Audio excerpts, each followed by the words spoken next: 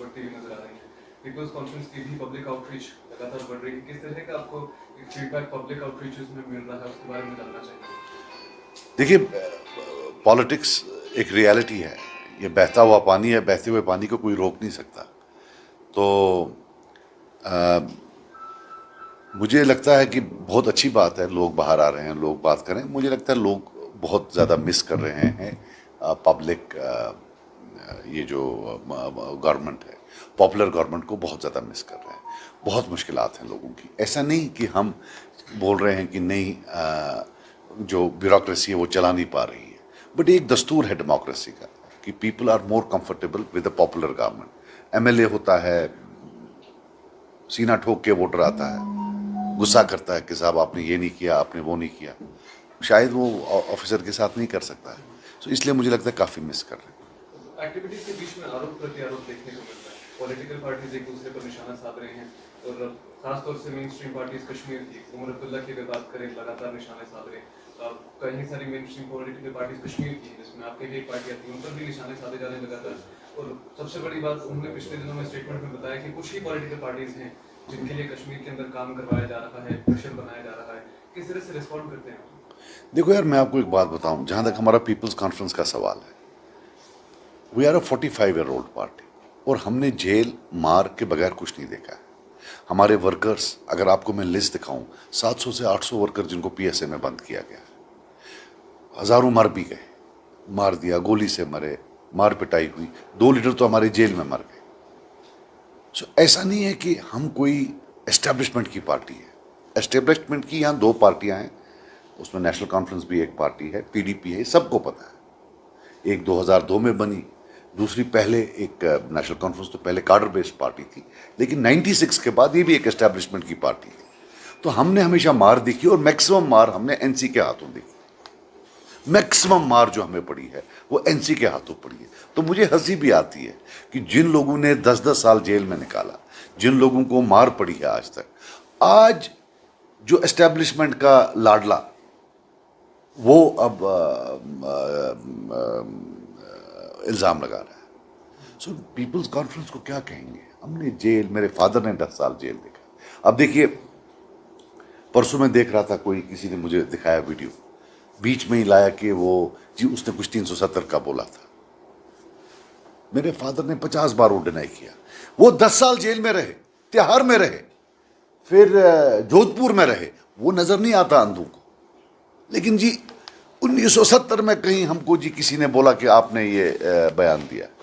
सो ये इन आरोपों से कुछ, अब कल देखिए, मुझे बड़ा फील हुआ, अल्लाह कसम, बहुत ज़्यादा फील हुआ। मुफ्ती साहब हैं नहीं जिंदा अपने आप को डिफेंड करने के लिए, लेकिन देखिए क्या बोला उन्होंने। हालांकि उनकी जो बेटी है वो इनकी अलायंस पार्टनर है। तो और ऐसा बोला कि भाई बीजेपी के साथ मुफ्ती साहब ने हाथ मिलाया, जैसे खुद कभी मिलाया नहीं है। वो तो पहले तो बीजेपी को यहाँ लाने वाले उमर साहब ही थे, वो तो दुनिया को मालूम है।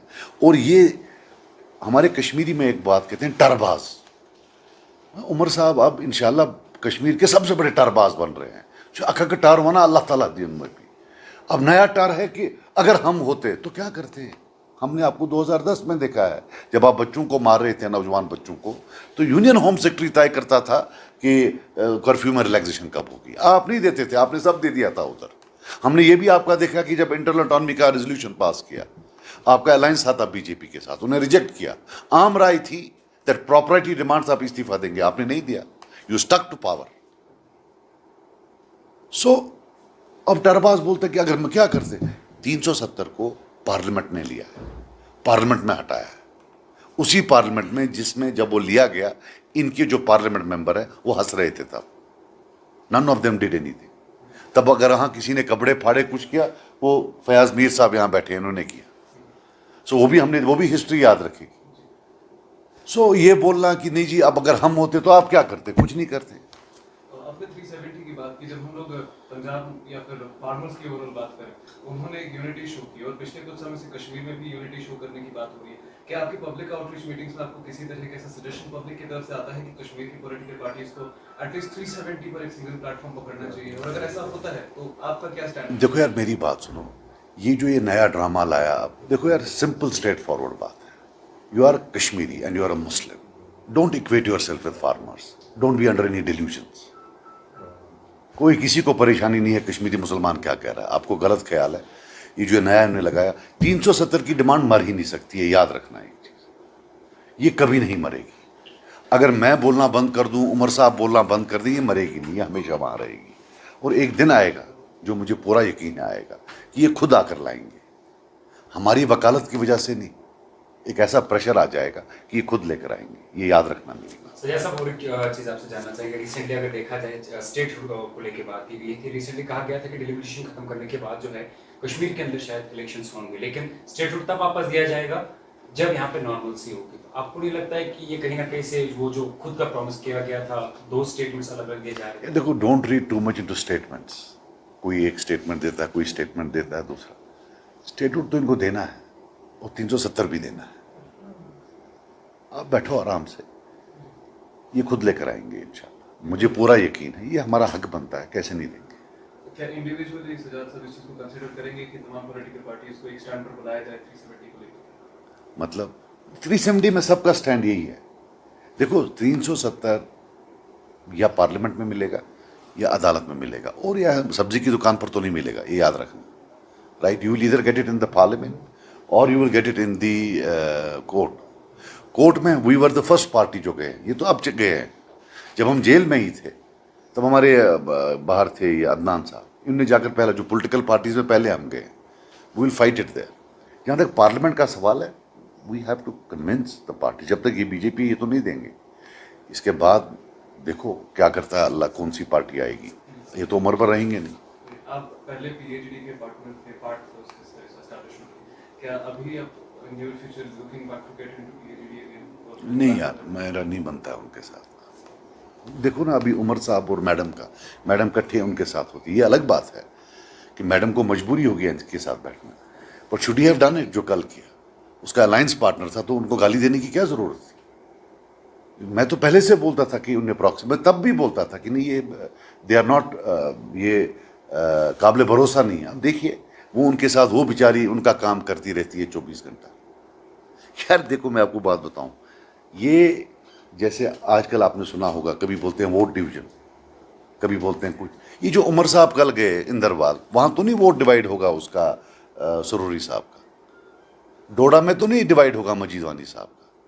ये क्या वहां वोट डिवीजन के लिए बीजेपी ने भेजा है उनको? वरना जिस चुनाव में बीजेपी एक सीट नहीं लेती थी, आज 4 हैं उसके पास, बिकॉज ऑफ वोट डिवीजन। ये कौन कर रहा है वोट डिवीजन? किसने भेजा उनको वोट डिवाइड करने के लिए? वरना है वहां कांग्रेस, जीतने दे उनको। रियलिटी है, अगर वहां कांग्रेस वर्सेस बीजेपी होगी, कांग्रेस जीत जाएगी। ये वहां तीसरे नंबर पर हर जगह है, लेकिन भेज रहे हैं हर एक को। किसने भेजा है वहां? आप देखिए, पिछले इलेक्शन के आंकड़े निकालें। मुझे कांग्रेस सेकंड पर थी टोडा में, कश्तवार में ये थे, भद्रवाह में कांग्रेस थी। ये क्यों जा रहे हैं वहां? तो ये सारी बातें, ये बातें करना। परसों मैडम बोल रही थी कि ये जी प्रॉक्सी, ये जी कुछ। देखो एक चीज सुनो यार, अनफॉर्चुनेटली आप सब नौजवान हो, लेकिन मैं आपसे रिक्वेस्ट करूंगा, थोड़ा पढ़ा करो। यहां वोट कुछ पार्टियों का था। 1977 में शेख साहब आए। शेख साहब बहुत कदावर लीडर थे, मानना पड़ेगा, हमें डिसएग्रीमेंट्स हो। प्री 87 ईरा में नेशनल कॉन्फ्रेंस और फिर शेख साहब बहुत स्ट्रांग थे। 77 में वो आए, सिर्फ 3 बंदे जीते। एक लोन साहब जीते, गिलानी साहब जीते और काबली साहब जीते। काबली साहब को सपोर्ट था तब मीरवाई साहब का, बड़े मीरवाई साहब का। बाकी सब हार गए। मुफ्ती साहब की जमानत जब्त हो गई। 83 में फिर मुफ्ती साहब की जमानत जब्त हो गई। 87 में मुफ्ती साहब कांग्रेस के प्रेसिडेंट थे। नेशनल कॉन्फ्रेंस थी, कांग्रेस और नेशनल कॉन्फ्रेंस का इत्तेहाद हुआ। 87 का वो बदनाम जमाना इलेक्शन, रिगिंग हुई, और फिर पीपल्स कॉन्फ्रेंस, जमात इस्लामिया, सब ने बोला हम नहीं लड़ेंगे। जब हम बाहर आए तो जो नई पार्टियां आई, हमारे वोटर कुछ वहां चले। आज हम आए हैं तो वो वापस आ गए। तो ये वोट डिवीजन, अगर एनसी बोले कि हमारा कोई वोट ले रहा तो समझ लिया, लेकिन ये कब से बोलने लगी? तो आपका तो वोट ही कहीं नहीं था। आपका कहां वोट था? आपकी तो जमानतें जब्त होती थी। This is reality. आप किसी को भी पूछ लो, किसी बुजुर्ग से पूछ लो, इनका वोट था कब? हमारे ये तो आरएसपुरा में लड़ते थे। मुफ्ती साहब ने जो पहला जीता वो आरएसपुरा में जीता। 77 के बाद फेयर इलेक्शन शुरू हो गए। उसके बाद ऐसे ही लेते थे। फिर उन्हें अरसपुरा से जीता, फिर मुजफ्फरपुर से जीता। सो जिन्होंने वहां से लड़ा है, how can they tell us कि आप हमारा वोट ले रहे हो? And even this whole concept of vote division, what nonsense is this? Basically National Conference बोलती है कि हमारे खिलाफ कोई उठे ही ना। वो कैसे होगा? नई पार्टियां आएंगी, चलो हम नहीं है, कोई और आए, कल कोई नई पार्टी आएगी। So this whole is a democratic spirit. मैं जब बोल रहा था अभी आपको ये चुनाव क्या करने गए हैं, सो ये मैं एक सटायरिकल वे में बोल रहा था कि फिर इनको चुनाव नहीं जाना है। अब जम्मू में देखिए, why should they fight in Jammu? They should allow Congress to win there, they should withdraw all their candidates. You can't have one law in Jammu and one law in Kashmir. यहां क्या, ये जब वोट डिवीजन की बात कर रहे हैं, यहां तो बीजेपी कहीं जीतेगी ही नहीं। सो वोट कहां डिवाइड होगा? यहां तो कश्मीरी पार्टियां ही जीतेंगी। तो ये जो नया नॉनसेंस उन्होंने शुरू किया है, एज आई सेड, दे टरबाज जो दो रोज रोज टर मारते हैं, तंग आ गए, हम भी सुनते हैं। सो ये मैं आपको बता रहा हूं कि ये टर वर नहीं चलेंगे, लोगों को पता है। आंकड़े निकालें, बाकी चीज निकालें, they can have a look at it.